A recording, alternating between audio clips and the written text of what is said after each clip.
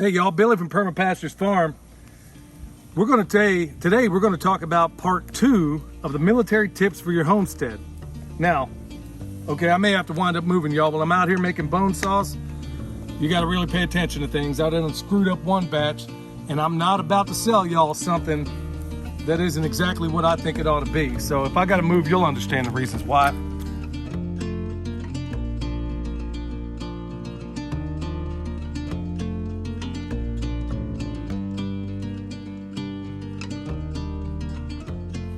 Part 2 for your military tips. I know in the first one, there were a couple of people out there that said, man, I wish you'd cover more. I wish you'd cover this. Tell us how to do this. Tell us how to do that. Look, y'all, I mean, there's a fair amount that I can tell, but honestly, depending on your locality, there's specifics I can't possibly get into, but there's things I'm going to cover today that are universal. That's what's most important. And also, for those of you that reached out and said, hey, I don't care for your religious slant on things, all I got to say to you people is, that's your fault. I don't care. I make no bones about what it is I am and what it is I do. And if that's not something you want to see, then there's other channels out there that you can see this exclusively from a secular point of view. But that's not who I am. So, first off, y'all, we're going to cover this part 2 in a very big, in a different way. There's so many people out there that'll tell you, oh, you need this weapon, you need this, you need that. I'm not going to be covering any of that. First off, let me just say, first and foremost, and I'll start with that again, your prayer life, especially these days, better be on point. Your relationship with the Almighty better be on point. For me, that is the central key to all of this. None of this means anything if that ain't on point. But in addition to that, y'all, here's something that a lot of people don't talk about, and that's your associations. A number of people have reached out, whether through email or even through this forum, where they've discussed, man, I got, me and this family forded up, or me and this person forded up, but you always get the buts.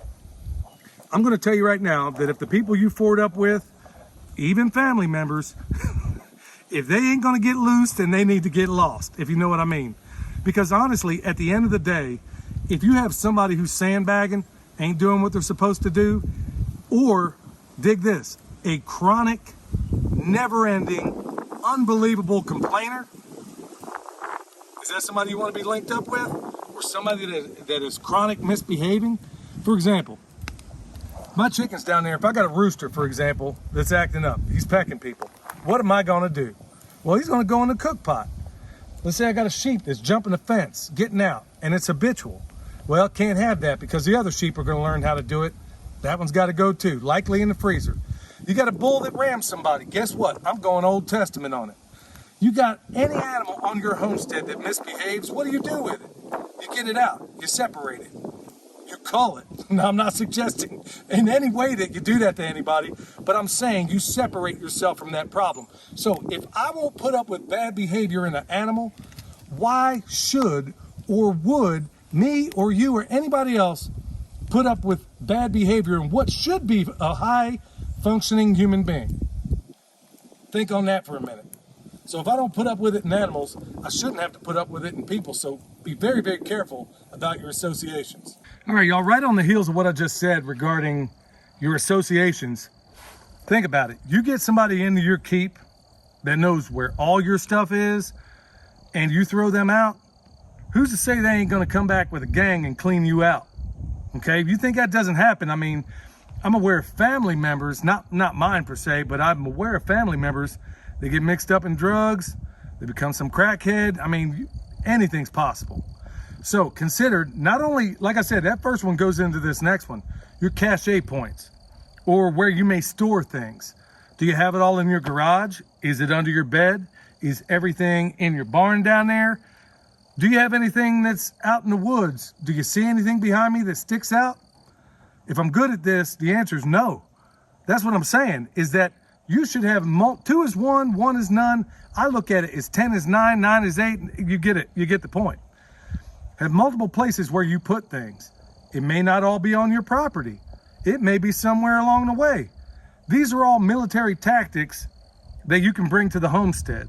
Like I said, I could go on about firearms and things like that. I'll leave that for somebody else to do. I'm not trying to cover ground that has already been well plowed. You know, I'm trying to make you think about things you don't always think about, okay?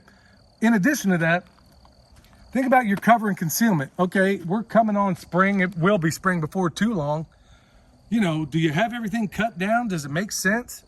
Do you have things, is there something you could hide behind? I mean, granted, some of you folks live in the desert. I don't know why, but you live there. Okay, so you're gonna have to ask critical questions about, okay, how well am I seen? How well can I see? Can they see me? All those questions. All right, let's go on down the hill and let's just talk about something in terms of earthworks that a lot of people don't think about. All right, y'all, think about your earthworks. Okay, what do you see behind me? It looks like a mound to the untrained eye, but all of you know that that is a hugelkultur mound, okay? What can it be used for? You know, does it seem like an accident that at the front of my property down here that this thing is here? Could it be used as a LPOP, a listening post observation post? You know, this is the main thoroughfare coming through here. Even though anything of any consequence is up on the high ground, you think that's an accident? You don't know me if you think it is. Well, could it be used as other things? Could it be a fighting position? Could it be an observation post? What about this heart-shaped pond here? Do you think it's shaped that way for an accident? Do you think it could be, in a worst case scenario, a fighting position? What about your place? Think about all the other things that you have. Do you have a hugelkultur mound? If you have earthworks out there, let's say it's a swale. Well, what does a swale have? It has a berm. What do all soldiers have, you know, from World War I, actually all the way back, I mean, to time immemorial, they've always used berms for tactical reasons, for cover and concealment. Also, you know, as a means for so many different things. Ask yourself, does your terrain have natural berms in it? Wow, them squirrels are really, they're really busy. They were freaking me out for a second there. So ask yourself, how many avenues of approach are there to get to your property? Does it make any sense? Should you put eyes on it? Do you have eyes to dedicate to that? Do you have a dog that can patrol there? Because a dog is like smoke in combat. It's a double-edged sword. You can't see them, but they can't see you either. It's a two-edged, that's why I'm saying smoke, depending on that, on how you use it, is a double-edged sword, just like a dog. Dog's gonna give you away. And is that something you need tactically? You gotta ask those questions. So those are the things I'm getting at, y'all. Also, y'all, think about it. This thing, here we go. We got daffodils and garlic and all kinds of stuff popping out of this mound right now. So to the average eye, especially the person that comes up and down here every day, they're not gonna see this as a wall. They're not gonna see it as it's not like it's a drawbridge, you know, where it kind of stands for, you kind of know what the purpose of a drawbridge is. You see this? Somebody might just think it's a mound. 9 times out of 10, they probably do. So those things that are right there in plain sight that make really good sense, ask yourself, okay, in my particular case, and there's a reason why in these videos you've never seen my house. You think that's an accident? That's there for a reason, okay? There's operational security as well. Going right back to the first thing I was talking about, your associations. If they know everything about you and where you keep everything, that's a doggone problem. And you know what, y'all? I got to be honest with you. There's a fair degree of frustration that I even have to do a video like this. That we are at a time in America, and I dare say the world, where I have to talk about tactical things when I'd much rather talk about things I love, things that I love to do. Teaching other people to do this very same thing. That's where my passion's at. Permaculture is my passion. Going on about tactical things isn't exactly my passion, but it's needed. And a lot of people as of late have really been hitting me up about it. Like I said, I'm not gonna go into guns, I'm not gonna go into weapons, I'm not gonna do any of those things. There's enough, lo and behold, look who shows up. There's enough adequate and good sources out there that'll cover that thing. I'm not trying to cover ground anybody else has ever done before. I'm trying to make you think in ways that are so far outside the box, because you can use a lot of your farming things as a means of protection. You know, do you have a driveway that's going through your place? Do you have that? Do you have a vehicle you can park in front of it? If you did, are there ways around it? Are there ways that you can mitigate somebody getting around it? Like maybe putting a pond on one side that you're not just gonna drive through. You dig? That's what I'm getting at. Here, you got a hugelkultur mound And honestly, you'd need an M1 tank to get over this thing. Also, the ditch on the other side of it. Think that's an accident? There's also other topographical things where I can narrow the approach. It's like everybody thinks in warfare that a minefield is meant to blow up the enemy. That's not at all from a tactical standpoint. Despite what you've seen in Hollywood, that is not what a minefield is for. It is to channel your enemy, okay? That's exactly what an obstruction of any type from a military standpoint is meant to do, is to channel your enemy. So could you do that same thing on a farmstead? I do. I do. There's a reason why on this side over here, there is going to be a pond. I want a narrow approach where somebody just can't go around things if they decided to come here and they're not a person that should. Another additional use for the pond, clearly, for my livestock guardian puppy. All right, y'all, another tactical thing, and this is one I guarantee most people have never thought of. That is an orchard versus a food forest. There is a difference. You know what the beauty is? The biggest beauty from a preparedness and tactical standpoint is that 9 out of 10 people could be in the middle of a food forest and not even know it. Because to the untrained eye, it looks like disorder. It looks like everything's going everywhere. Here, you got an orchard, okay? We're going down here. We got our apple tree. We got this black locust. You get the point. A pear, so on and so forth. You know, all the way up and down here. This is an obvious orchard. But do you think maybe that from a tactical standpoint, that maybe you want to put some food forest somewhere? Because this looks like an orchard, okay? To anybody's eye. But when you see what to the average eye looks like disorder, not realizing that you're actually replicating nature with a food forest, they could honestly, from a tactical standpoint, they could sit there and look at this whole thing and not even know what they're looking at. Not even know that maybe 2/3 of the trees in that food forest are absolutely edible. Most of the ground cover, like this, let's say this strawberry that's coming up all over this place actually, all that's edible. To the average eye, that may look like ground cover, you see? Sweet potatoes in a certain place, depending obviously on the time of year, would look like ivy growing up to the untrained eye. I mean, you could put all these things right there in plain sight and the average person isn't even gonna know it. So think about that. You could be growing food. I've done it before, and I plan on doing more experiments with it, where I'm growing food in plain sight and nobody ever takes it because they have no idea that it's growing right there. In fact, had I not left Texas, I was in the process of making a clandestine chicken tractor, meaning that it was going to be a chicken tractor and I was going to make it look like a transformer, okay? And I was going to stick it out there, right there in Sherman, Texas, for the whole world to see. Like I said, we moved. I never got a chance to do it. Hopefully one of these days I will. But all these things can be right there in plain sight, right there for your abundance, right there for the taking, and the average person is never going to know it. Let's talk about structures. All right, y'all, think about your structures. Because any structure is going to draw the natural eye. It's not like a food forest, you know, it's not like you're going to look past it. So when you see a greenhouse, and let's say, you know, we're still working on this whole thing, so forgive the mess. When you see a greenhouse, or let's just say from down that road down there, they see a greenhouse, somebody's thinking, oh, there's food. Remember what I just said? Think about that narrow approach they got to go through just to get to this greenhouse. Ask yourself, do you need to protect it? Remember 2 is 1. You think this is the only greenhouse I got? No. There's some in other locations that are a bit more secure.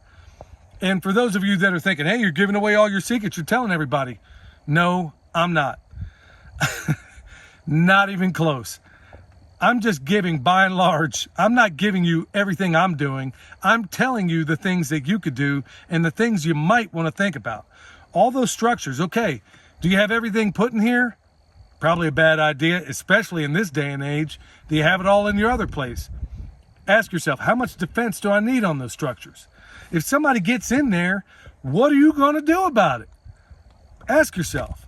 So obviously, from where I'm standing, you know, I got bees here. Okay, you could be some unlucky fool to roll up in there and get yourself lit up by a bunch of flying snapping turtles if you got past the bear fence. But 9 times out of 10, it's been my observation that when a person demonstrates so little creativity that they have to resort to stealing, 9 times out of 10, you're not dealing with the sharpest person in the world anyway. They may be slick, but 9 times out of 10, if that's the element that they had to get themselves to, probably not much. Well, I'm not going to say they're not something to worry about. I'm just saying that you're probably going to outwit them 9 times out of 10. Truth is, y'all, I could do a 10-part series on all this. I just wanted to bring up some things from a farmer or from a permaculture or from a homesteader's perspective of assets that you could use. Maybe your farm implements, you know, your tools. Let's not also forget communication. Let's say there's people around you, like all in these hills. You'll notice one thing about the guys that live here is they all use walkie-talkies that can transmit all through these mountains, okay? They won't go forever, but they get the job done. Do you have a means of communication with the people out there? Let's say in that LPOP, that listening post I was telling you about earlier. Well, do they have a means to communicate with everybody else? You might want to think about that, and also ways to recharge those things. Do you have any solar capabilities? Some people may not at all be able to go into that. I'll tell you one thing that's almost laughable. I was in the grocery store the other day, and this guy's all decked out. He's open carry, whole 9 yards. You know the only problem was? He's wearing desert camo. I mean, I don't know if he's got to change of clothes at the house, but you want to make sure that you want to make sure that the things you're wearing blend into the environment should you be in a tactical situation.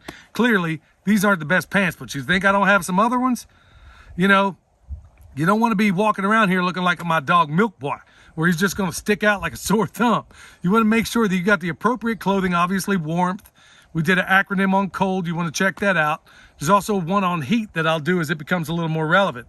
Make sure you have heat mitigation. Make sure you have a way to stay warm. Things that other people have covered, but honestly, think about those things. That's why in a big way, I wanted to make sure that I covered a lot of those things I think are often overlooked. Folks, at the end of the day, and I may lose people over this, like I said before, I don't care. I really don't care. At the end of the day, you better get on your knees and ask the Lord to put his hedge of protection around you and yours. Because I can't think of a more consequential time in my life when more nonsense was unfolding all at the same time. Now, I know a lot of people want me to do more videos on that sort of thing. I'm trying to get away from it, but I'm getting to the point where I just don't see how I can. In fact, I may just have to wind up doing another YouTube channel because by and large, many of you people tune in, at least I think, for the permaculture information we put out there. I don't know that you tuned in to find out how best to protect your homestead, by and large. Ain't that right, boy? I'm not sure everybody. So if you think I ought to do another YouTube channel based on the other things I talk about, things like what's in this video, then let me know. I'll give it some strong consideration. But frankly, we're up to our neck just trying to make things go the way they should around here. Anyway, folks, if you need anything, whether it's bone sauce, the world's best deer repellent, comfrey, check us out at the website. Consultations, we got that there too. EMP shield, which can't think of anything that's more pressing these days. We got that in the description box down below. Check us out on Patreon, y'all. We're doing the best work we can, and hopefully you're seeing it. Subscribe, tell everybody about what we're doing here if you think it's a blessing. Till next time, this is Billy from Perma Pastures Farm, where permaculture is my passion, and so is protection. See y'all next time.